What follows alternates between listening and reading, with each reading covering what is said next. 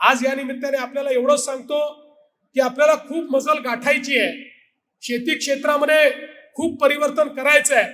आम्ही नुकतंच आमच्या बजेटमध्ये शेतकऱ्यांना कर्जमाफी दिली, पण कर्जमाफी दिल्यानंतरही मी सांगतो कर्जमाफीमुळे शेतकरी हा कदाचित तात्पुरता कर्ज घेण्याकरता त्या ठिकाणी एलिजिबल होतो, त्याकरता ती आवश्यकच आहे।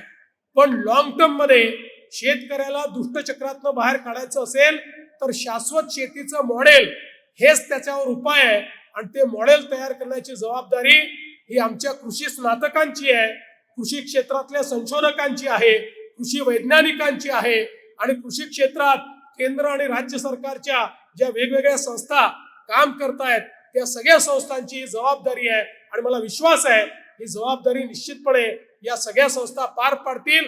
आणि आज ज्यांना आपण पदवी प्रदान केलेली आहे हे सगळे आमचे ग्रॅज्युएट्स मैदानात जाऊन शेतीशी मातीशी आपला संबंध प्रस्थापित करून निश्चितपणे शेती आणि मातीला त्या ठिकाणी समर्पित होऊन त्याच्या विकासाकरता प्रयत्न करतील हा विश्वास मी व्यक्त करतो आणि त्यांना मनापासून त्यांच्या भावी आयुष्याकरता शुभेच्छा देतो।